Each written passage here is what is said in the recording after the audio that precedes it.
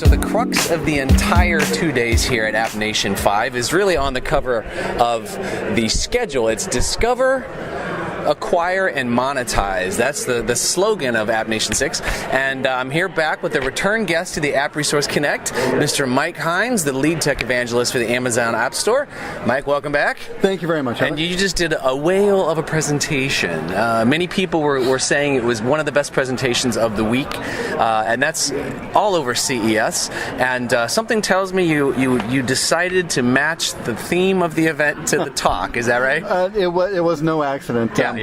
Certainly the theme of monetize is something that we know a fair bit about as an app store, and we've got a lot of data that can help us give really good guidance to developers. So the talk that we gave today was about in-app purchasing, and we shared how the top 50 apps with in-app purchasing use the different tools in ways that most other developers don't. So hopefully this gives the other developers things to think about and maybe things that they can try so that they can get results more like the top 50. Sure, and of course there's a lot of different ways to monetize apps. Freemium, in-app purchase, in-app ads, but IAP seems to be the one, especially for the gaming world, that is the best re-engagement. Isn't that the case? In-app purchasing is very hot right now. Yeah. There's no doubt that it's currently the trend for freemium. And as such, we have a whole bunch of different little labs out there. A bunch of different companies have tried different things. Some things have worked really well, some haven't. One of the big takeaways that we got from looking at the data in our app store is that it's not just about the retention data. In-app purchasing really isn't about just lowering the price to 99 cents and selling a bunch.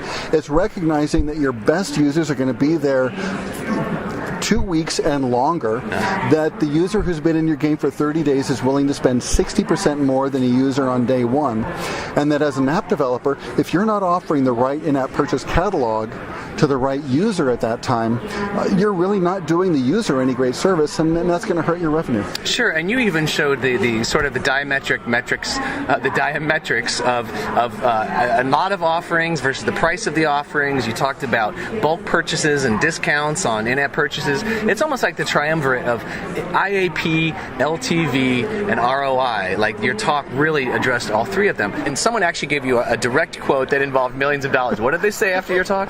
This person said that she wanted to come up and give me a hug because I just saved her company millions of dollars. How about that? With one talk. I Imagine love that the kind power, of yeah. Imagine if you went to a weekend seminar with this guy. So now let's talk. We talked in our last webinar from NDevCon, we talked about what 2015 looked like. You guys are rolling out some new things to help the developers, and it sounds like you're really making sure the consumer is aware of things on that end as well. What is your overall feel for AppNation as far as that connection between dev, marketing, and consumer? AppNation is doing a really good job of trying to focus developers' attention on really working for customers. There's no doubt that if you're really not taking care of your customer, no amount of special trickery with whiz-bang gizmos, gadgets, there's no method within app purchasing you're going to do that's going to help make you successful if you're not addressing customer needs. Okay. And I think that AppNation really is getting down to that level in several different aspects about getting and acquiring users, such that we're offering the users value that they can actually get from your app, about retaining users and surfacing the value of your app to those users. And if you do a good job of demonstrating value and showing them that you're useful, people will reward you by buying in-app purchase items because you're helping them get what they want. And when all of those three things work together, you're going to be really successful with your app and monetization. Sure, and it helps with the fatigue, right? You know, when they're engaged and they want to be involved, the fatigue is a lot slower coming. Well, certainly one of the things that we talked about in the presentation this afternoon was always adding new content so that the users had new and fresh experiences. You're not going to get more money from a customer simply because you lower the price. You've got to offer value first, and the value is going to come in refreshed content, new experiences, new ways that they can engage with things, and then they'll be encouraged to go ahead and spend more in-app currency on those value valuable experiences that you offer. And if you want them to take advantage of all of those valuable offerings, you can lower the price on in-app purchases, putting them on sale, so they can build up their inventory of soft currency items, for example. Sure, yeah, and people love to have those digital things, those little coins, yeah, and other things as well. But you pointed out something I just want to address real quick about the social component of a well-designed app, and you talked a specific example that really hits home: geography and your son, right? You had a little tete-a-tete with your son on a geography app. And this really shows how something that's really simple and easy to implement, like leaderboards and achievements, can make such a big difference in a user's experience with the app. Leaderboards and achievements is just a very easy, low-effort way to integrate a social aspect into the game. In the case of this geography app, really, any one of you could have made this over a weekend. I'm not kidding. It was that simple. But they had leaderboards and achievements. So I played the game. My son played the game. I beat him. Everything is as it should be. I'm done.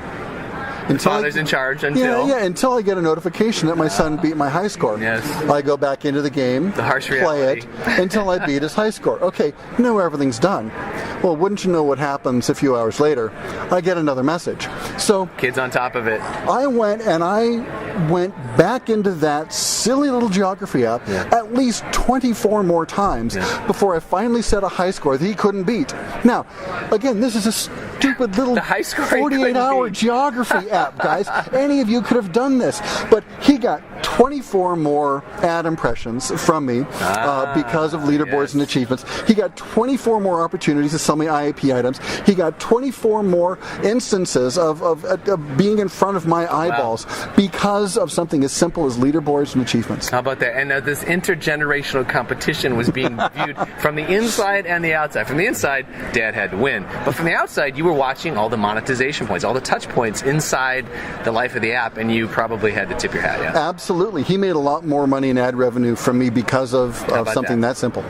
See, folks, it pays dividends to pay attention to not only how people can love to compete, but all the different ways that you can subtly monetize, and the people are willing to pay for it if it's done well. Because you know what value that app offered to me? Value. Yeah. There you go. The value was I got value out of being better at geography than my son. That's the value that I wanted. And maybe moments of embarrassment too, huh? Yeah. But or admiration. Your son really showed up. The leaderboards and achievements gave me that mechanism that I needed in the game so that my son and I could have this really great competition. Now, what is the end result of all of this? He and I are both a whole lot better at geography than we used to be.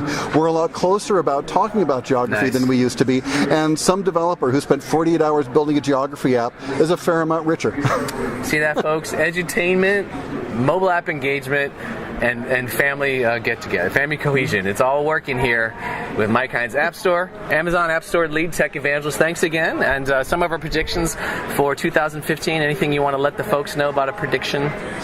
Not at this time, but stay tuned. Stay tuned for more from the App Resource Connect here from CES. And we did talk about one last thing. The Bucks or the Ducks? Oh, it's got to be the Ducks. Gotta be the Bucks. Go Buckeyes. Oh, now you're wrong. Now you're wrong. O-H-I-O. More to come.